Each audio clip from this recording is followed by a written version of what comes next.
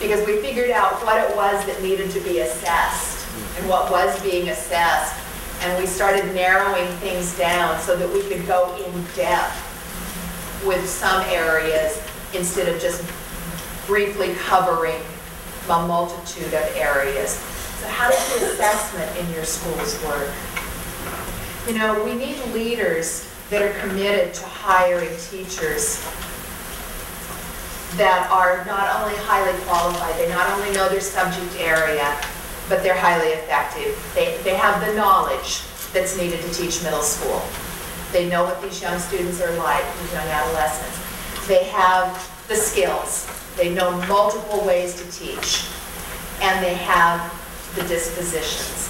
We all know teachers that we have in schools or that we've had as a student that probably should not have been a middle school teacher or probably should not have been a kindergarten teacher or whatever grade level they are at. We have to bring new teachers into our school culture. What do you do to support new teachers? Do you just say, oh, here's your room, here's your books, go teach?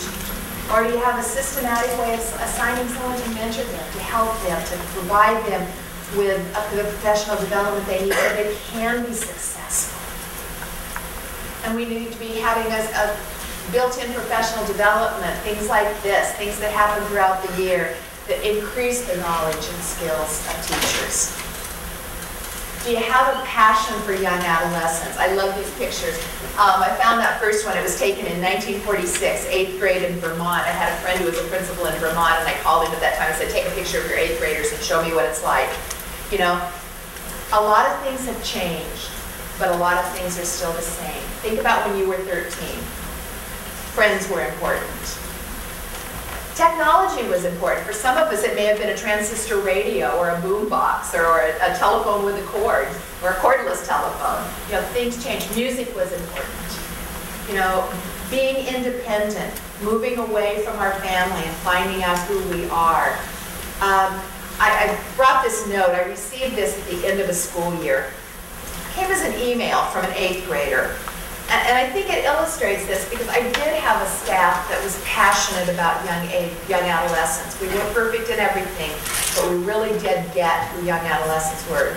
This is Josh. I was an 8th grade student at TMS this past school year. I want to say thank you once more to all the staff and teachers at Talent for making my stay there a wonderful one. I will never forget the memories I experienced at school and will cherish all of them for many, many years to come.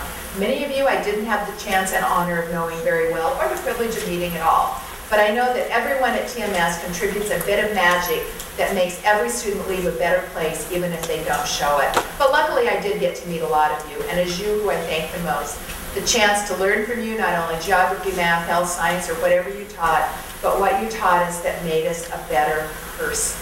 And it goes on. But I think the passion that the staff had for middle school kids comes out in that. You know, is it best for the students? Do you role model risk-taking and reflective learning? The students see you taking a risk, stepping out. I know every time I stepped into a classroom, it was a risk.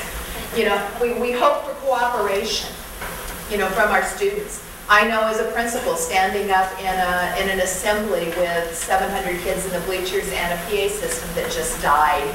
You know, I'm counting on those kids to cooperate with me when I say I need everybody to be quiet in my biggest gym voice that I can manage, and they are. It's taking a risk because you really don't know what's going to be happening.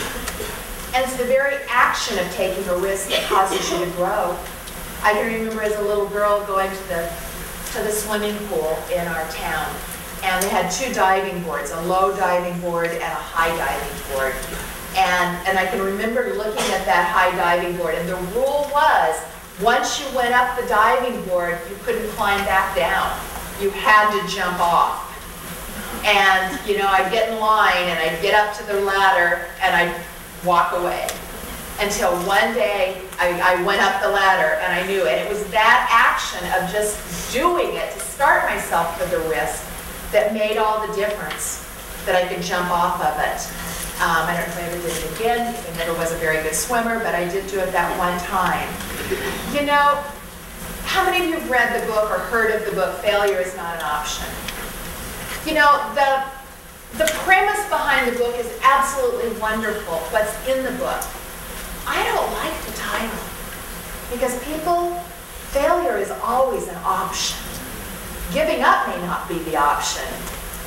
But how many times have you tried, anybody in here never had a failure in your life? Never tried something that didn't work the way you thought it was going to work? And I haven't met anybody yet. You know, we all take risks and we go out and do things. Do kids see us taking risks? And when we take risks, do we know how to cope if we don't succeed in it? You know, it's jumping out there, it's putting yourself on the line that makes all the difference. It's scary to step outside your comfort zone and take a risk. I remember taking the risk when I moved from teaching to administration. I was hired in August, the first part of August, to be an assistant principal at a middle school that I later became principal of.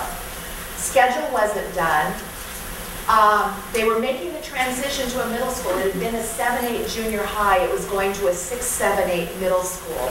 Over 200 more students were coming to the school, and there was no additional clerical staff. The only additional teachers we got were those that came from the elementary school to teach at the middle school because there had been some budget problems.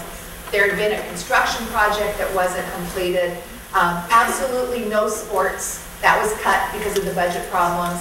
I was new, the counselor was new.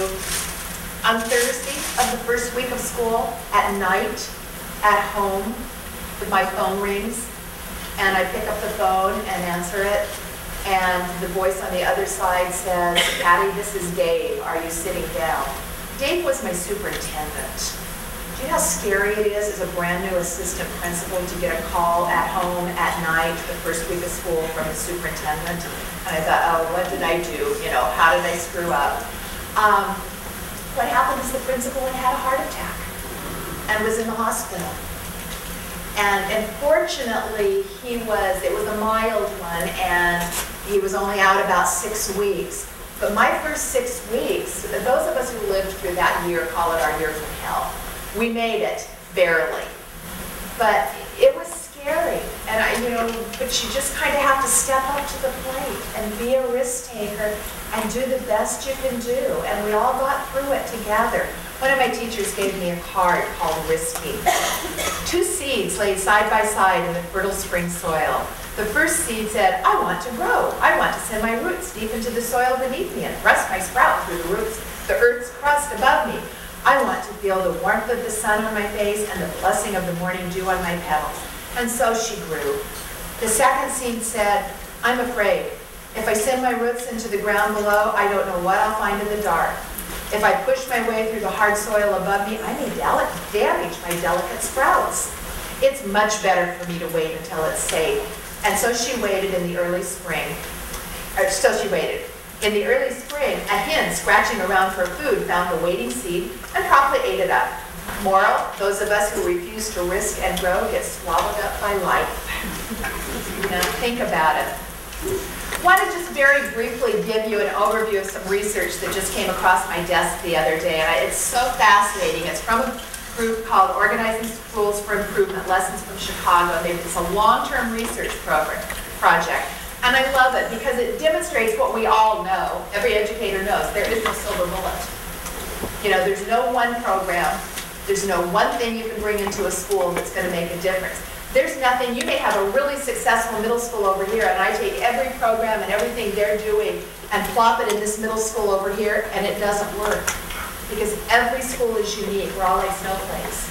We're all different. We all have different staff. We have different students. We have different synergy when we get put together.